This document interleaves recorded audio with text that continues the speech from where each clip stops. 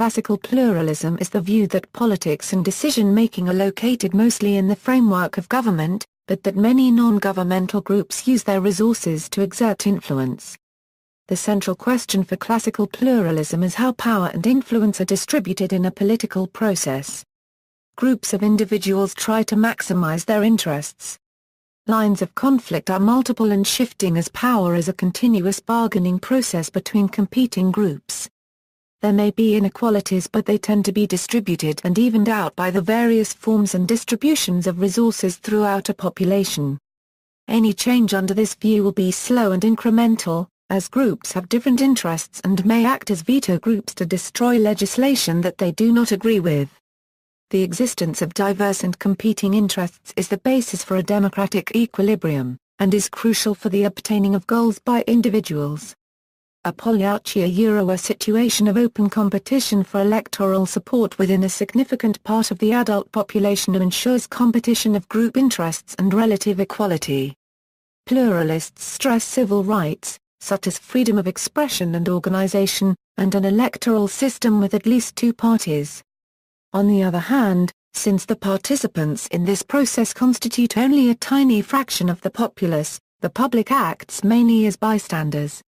This is not necessarily undesirable for two reasons: it may be representative of a population content with the political happenings, or political issues require continuous and expert attention, which the average citizen may not have. Important theorists of pluralism include Robert A. Dahl and Seymour Martin Lipset. Pluralist conception of power: the list of possibilities is virtually endless: legal authority, money, prestige, skill, knowledge, charisma, legitimacy, free time, and experience. Pluralists also stress the differences between potential and actual power as it stands. Actual power means the ability to compel someone to do something and is the view of power as a causation. Dahl describes power as a realistic relationship, such as A's capacity for acting in such a manner as to control B's responses. A prefers to democratic theory. Potential power refers to the possibility of turning resources into actual power. Cash, one of many resources, is only a stack of bills until it is put to work. Malcolm X, for example, was certainly not a rich person. But by using resources such as his forceful personality, organizational skills, he had a greater impact on American politics than most wealthy people. A particular resource like money cannot automatically be equated with power because the resource can be used skillfully or clumsily, fully or partially, or not at all. The pluralist approach to the study of power states that nothing categorical about power can be assumed in any community. The question then is not who runs a community, but if any group in fact does. To determine this, pluralists study specific outcomes. The reason for this is that they believe human behavior is governed in large part by inertia. That said, actual involvement in overt activity is a more valid marker of leadership than simply a reputation. Pluralists also believe that there is no one particular issue or point in time at which any group must assert itself to stay true to its own expressed values, but rather that there are a variety of issues and points at which this is possible. There are also costs involved in taking action at all, and not only losing, but expenditure of time and effort. While a structuralist may argue that power distributions have a rather permanent nature, this rationale says that power may in fact be tied to issues, which vary widely in duration. Also, instead of focusing on actors within a system, the emphasis is on the leadership roles itself. By studying these, it can be determined to what extent there is a power structure present in a society. Three of the major tenets of the pluralist school are resources and hence potential power are widely scattered throughout society. At least some resources are available to nearly everyone. And at any time the amount of potential power exceeds the amount of actual power. Finally, and perhaps most important, no one is all-powerful unless proven so through empirical observation. An individual or group that is influential in one realm may be weak in another.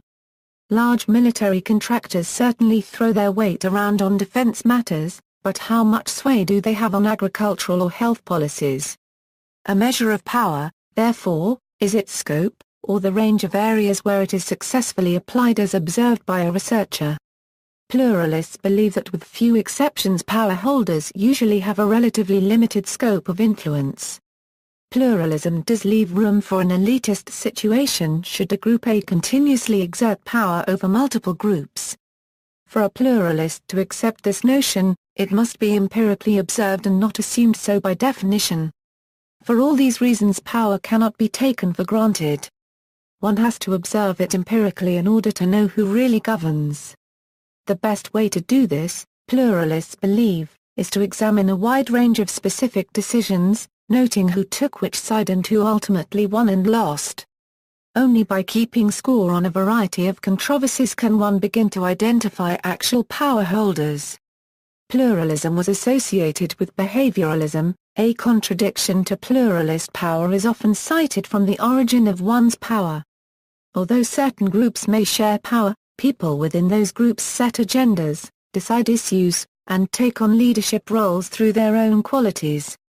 Some theorists argue that these qualities cannot be transferred, thus creating a system where elitism still exists.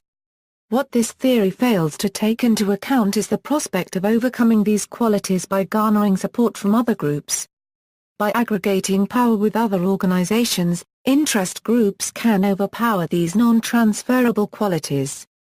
In this sense, political pluralism still applies to these aspects.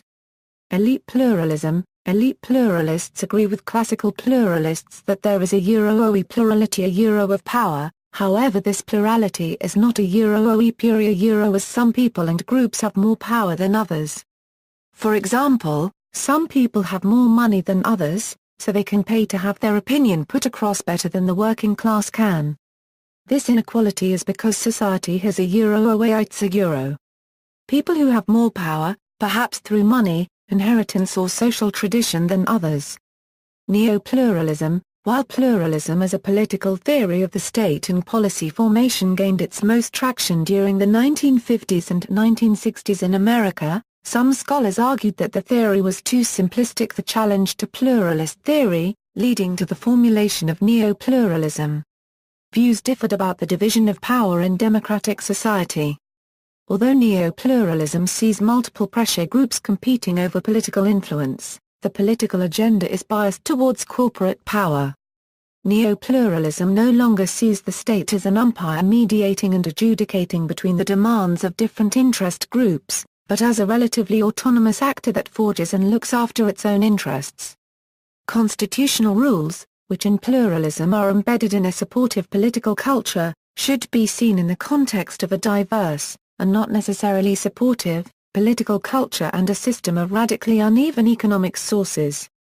This diverse culture exists because of an uneven distribution of socio-economic power. This creates possibilities for some groups, while limiting others, in their political options. In the international realm, order is distorted by powerful multinational interests and dominant states, while in classical pluralism emphasis is put on stability by a framework of pluralist rules and free market society.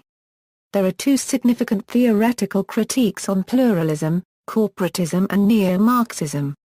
Charles Lindblom Charles E. Lindblom, who is seen as positing a strong neo-pluralist argument, still attributed primacy to the competition between interest groups in the policy process but recognized the disproportionate influence business interests have in the policy process.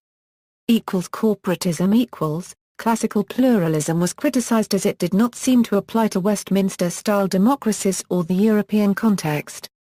This led to the development of corporatist theories. Corporatism is the idea that a few select interest groups are actually involved in the policy formulation process, to the exclusion of the myriad other interest groups. For example, trade unions and major sectoral business associations are often consulted about specific policies. These policies often concern tripartite relations between workers, employers and the state, with a coordinating role for the latter. The state constructs a framework in which it can address the political and economic issues with these organized and centralized groups. In this view, parliament and party politics lose influence in the policy-forming process. Pluralism in foreign policy. From the political aspect, Pluralism. A unregistered trademark has a huge effect on the process and decision-making in formulating policy. In international security, during the policy-making process, different parties may have a chance to take part in decision-making. The one who has more power, the more opportunity that it gains and the higher possibility to get what it wants.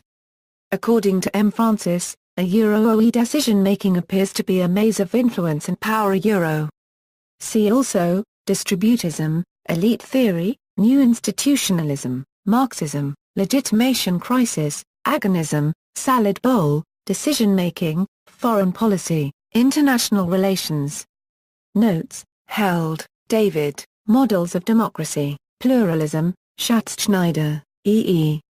1960. The Semi-Sovereign People. New York, Holt, Reinhardt and Winston, pages 35. References, socialstudyshelp.com, Pluralism.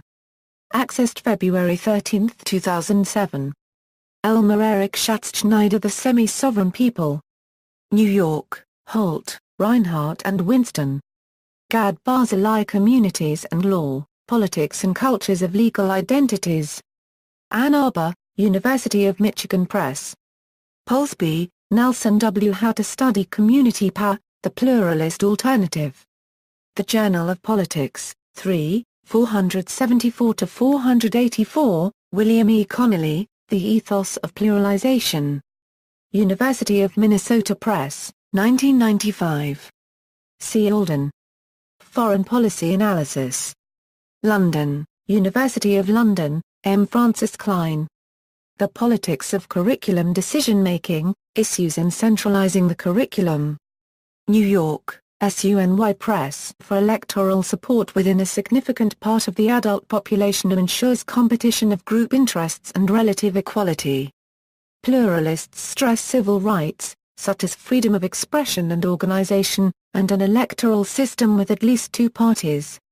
On the other hand, since the participants in this pro-classical pluralism is the view that politics and decision-making are located mostly in the framework of government, but that many non-governmental groups use their resources to exert influence. The central question for classical pluralism is how power and influence are distributed in a political process. Groups of individuals try to maximize, as groups have different interests and may act as veto groups to destroy legislation that they do not agree with. The existence of diverse and competing interests is the basis for a democratic equilibrium, and is crucial for the obtaining of goals by individuals. A polyarchy. A situation of open competition surmise their interests. Lines of conflict are multiple and shifting as power is a continuous bargaining process between competing groups. There may be inequalities, but they tend to be distributed and evened out by the various forms and distributions of resources throughout a population. Any change under this view will be slow, and increases constitute only a tiny fraction of the populace. The public acts mainly as bystanders. This is not necessarily undesirable for two reasons: it may be representative of a population content with the political happenings, or political issues require continuous and expert attention, which the average citizen may not have.